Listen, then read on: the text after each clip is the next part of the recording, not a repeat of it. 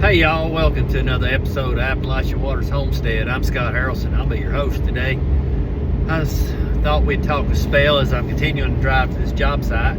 I thought about talking a spell on how to keep a goat in. Now, a lot of people don't like goats because they say they're hard to keep in. And while this can be true if you don't have the proper setup, I generally don't have a whole lot of trouble keeping my goats in. Sometimes it can be a little bit of an issue when it's breeding season and your buck's in the rut and your girls and him want to get together. Sometimes you can have a little issue. Other than that, I've not had a lot of issues that other than when they're itty bitty teeny weeny. I run hot wire. I run 5 strands of hot wire on my normal pins, and I'm working on running. I got one pin set up with 7 strand. That's what I run the littler ones in. When we have those, that seems to work out pretty good. But you have to run that bottom strand off below to the ground. Then you have to keep that fence hot. If not, goats are, and you have to work them, because the first time they get hit, their instincts is going to be to run forward. So they'll sneak through at that point in time.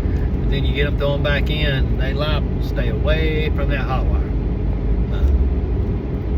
Some people run the nets, things like that there. I just like the single strands. You don't have to worry about the horns getting hooked in them and things like that there. And it's relatively low cost if you get you a good energizer and put the power to it. Now, the most important thing about putting that power to it is keeping the grounding rods and stuff in, making sure your ground's good enough, depending on how much moisture's in your ground. So I recommend you use a little bit extra grounding rod than you need to make sure you get that good ground. Now, on my front pasture right now, I need to run another grounding rod because I'm not grounding too good. Because I can test it, I'm hitting pretty good, but if I take and I use another ground, I hit even more. So I need to use an extra ground. I need to get it drove to the ground, but quite frankly, it's too cold and the ground's too hard right now to run in another 8-foot rod. But I will be doing that this spring when the ground thaws out a little bit and it's not so cold out to beat and banging on that with the banger. I'm sure there's more of a technical term for it, and I'm sure I know that technical term, and banger is the only thing that comes to mind right now. But I use, like I said, on my pasture's got my buck in it and my 3 breeding does right now. I got 5 strands running on it, and then my big gate that I get my tractor and stuff in, I've got it with 2x4 wire hooked to it. I have another 12-foot gate on the bottom, same way. It's hot wire, not got hot wire on it either, the gates. And then I got a little 3-foot man gate that we used to just walk in and out. None of the gates have run hot wire, but I don't know if they really even think about it because they don't go to these gates. And I think they think the gates do have hot wire on them because when I move them from pen to pen, depending on breeding season and things like that there, they do not want to go to them gates afraid they're going to get fried. So even once I take them through once, they still don't go anywhere near it. So I'm assuming eventually they'll get smart and figure out they're not getting fried when they go to the gates taking back and forth, but over 2 years they haven't figured it out yet. So hopefully they don't. But that's what I recommend for goats is hot wire. Hot wire is also good to keep the predators out that's after them, especially if you got coyotes and stuff. Now they could get over that hot wire. You could go taller hot wire.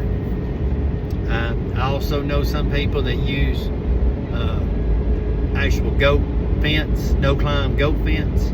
That stuff's expensive, especially to put in the wood posts and stuff. You really need to stretch that stuff and make it great. But I tell you what, if you use that, I'd still run you a hot band on the top, a hot band on the bottom, and I'd run a hot band inside on top, or run you a hot band straight on the top, and then run you a hot band on the inside and outside at the bottom. That'll keep your predators from going under and keep your goat from trying to go under and out. Keep them off that fence. because they do not like it when they hit their nose on that hot wire. That don't like it one bit. But you know, it's hard to tell. Some people, now there are goats that are just conniving and very, very sneaky that can get out. And I tell you what, it's bred into a goat. So if you have kids that are from a goat that's going to escape, most likely the kids are going to be ones that can be smart and try to escape all the time. So just work on that until your breeding program, and what you get, take care of that type deal to help you out. But like I said, I'm a big advocate of hot wire fence, electric fence per se, and get you a good energizer. Now, I don't use the solar energizers and things like that there. I use your regular old plug-in. And if you keep that fence hot, they know to stay away from it. If you have times of power being down and things like that there, which happens, normally you've got several hours before they'll even come near that fence.